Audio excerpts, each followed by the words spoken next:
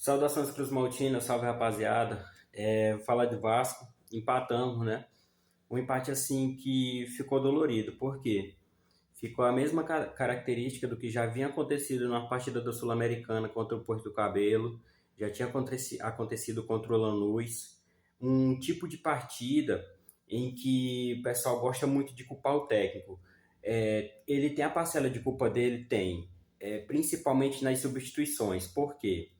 Ele sempre substituía na hora errada. Por exemplo, o Jair. O Jair é um cara que ele não vai te entregar 90 minutos fisicamente, conseguindo marcar, conseguindo fazer a jogada completa.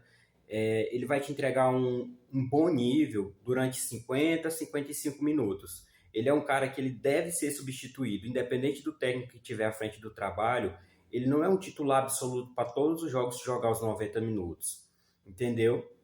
E assim, todos os jogos, Porto Cabelo, Lanús, no Brasileirão também, o Vasco sempre criou muitas chances. No próprio clássico contra o Flamengo, a gente criou muitas chances. Só que os jogadores perderam um caminhão de gol contra o Porto Cabelo, um caminhão de gol contra o Lanús, e contra o Cruzeiro foi da mesma forma. Contra o Cruzeiro no primeiro tempo, a gente teve pelo menos umas 3, 4 chances boas, e a gente não fez o gol. Ah, mas o Cássio agarrou muito. Ele tem mérito? Tem.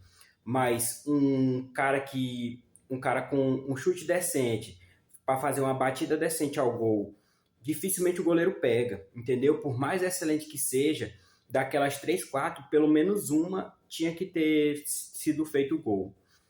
Não adianta toda vez a gente ficar falando do goleiro adversário. Quem tá ali, seja meio campista, ou lateral, ou ponta, quem chegar ali cara a cara com o gol, tem o dever de colocar essa bola para dentro do gol e marcar o gol. Porque o Vasco criou e não matou a partida. E aí no segundo tempo tomamos um gol bobo. Não dá para ficar culpando só um ou outro, a culpa foi de todos. Principalmente por ter perdido o gol. Porque se a gente abre o placar antes, provavelmente ou era um empate ou a gente teria saído, ou a gente teria ganho de 1-0. Falar um pouco sobre a minha visão. Léo Jardim sempre fazendo o possível e o impossível, a zaga num sono terrível, e o Paulo Henrique, ele mais uma vez tendo que subir muito e não tendo cobertura. Uma coisa que funcionou muito bem com o Rafael Paiva era a dobradinha ele e o Pumita. Porque o Pumita ele não defendia tão bem, mas ele fazia esse papel de subir bastante e o Paulo Henrique defendia. E o Ryan é um cara assim jovem também e que ele não vai sempre te entregar a marcação. Ele vai te entregar 50, 60 minutos de marcação e uma hora ele vai sentir o cansaço. Então, tem que entender que nem todos os caras devem ser titular absoluto, tem que fazer substituição sim, principalmente utilizar o Pumita. Eu espero que ele seja mais utilizado. Eu tinha falado no vídeo antes do jogo do Cruzeiro que eu queria ver o Pumita sendo mais utilizado, porque ano passado, em alguns jogos não deram certo, mas em 80% dos jogos, aquela dobradinha na lateral, Paulo Henrique e Pumita, funcionou muito, porque o Paulo Henrique sabe defender, e o Pumita consegue fazer aquela subida para o ataque, seja para cruzar, seja para chute a gol. Então isso ajuda muito. Os outros jogadores não tem tanto o que falar. O Vitor Luiz fez uma boa partida. O gol ocorreu pelo lado do Paulo Henrique, muito em função disso, dele ter que subir e não ter ninguém para poder ajudar nessa cobertura dele. E mais uma vez, o Hugo Moura fazendo um papel de 2, 3, 4 jogadores, porque o Jair, quando dá com 50, 60 minutos, já está cansado. Tem que, tem que substituir na hora certa. Ano passado reclamava do Paiva, mas essa questão de substituição, em muitos momentos o Paiva acertava a substituição. Via que o cara estava cansado, independente de quem fosse, e fazia a substituição. Isso é importante, porque o time, por mais que às vezes ele seja mais técnico do que o outro, ele tem que estar fisicamente bem, porque não adianta estar técnico e estar cansado.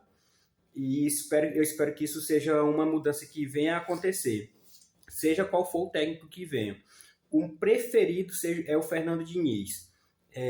O Thiago Carpini, que está no Vitória, foi convidado para vir, mas ele recusou. Mas o preferido que volte seja o Fernando Diniz. Ele vindo, ele tem os seus erros, tem, mas ele tem muitas valências. E eu acredito que se ele vier, ele vai conseguir fazer um bom trabalho. E é isso. Essa é a minha visão sobre o jogo. Agora a gente vai aguardar o jogo contra o Operário pela Copa do Brasil, jogo de ida. E é um jogo que vai ser quinta-feira, 4 horas da tarde.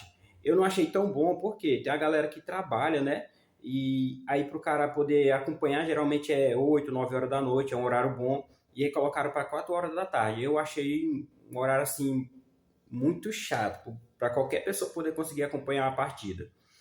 Mas vamos lá. Esperar sair a escalação, provavelmente vai sair daqui para amanhã. Quando sair, eu trago aqui para a gente. Bom, no mais é isso. Tem muitas coisas a consertar, mas é aquela coisa: é torcer para quem está lá dentro de campo conseguir fazer os resultados, e quem vir agora à frente do trabalho que consiga fazer a gente passar de fase na Copa do Brasil, consiga fazer a gente somar pontos com vitória na Sul-Americana e também vencer no Brasileiro, porque no Brasileiro a gente precisa voltar a vencer em São Januário e vencer fora. Não pode deixar isso virar uma rotina de não conseguir vencer fora. E aproveitarem todas as oportunidades. Tem 3, 4, 5 chances na frente, tem que marcar pelo menos uma, duas. Mas é isso, vamos aguardar a escalação e que dê certo essa primeira partida da Copa do Brasil para a gente poder fazer um jogo de volta tranquilo. Até mais, e aí eu trago a escalação quando for o dia do jogo. Saudações Cruz Maltinas.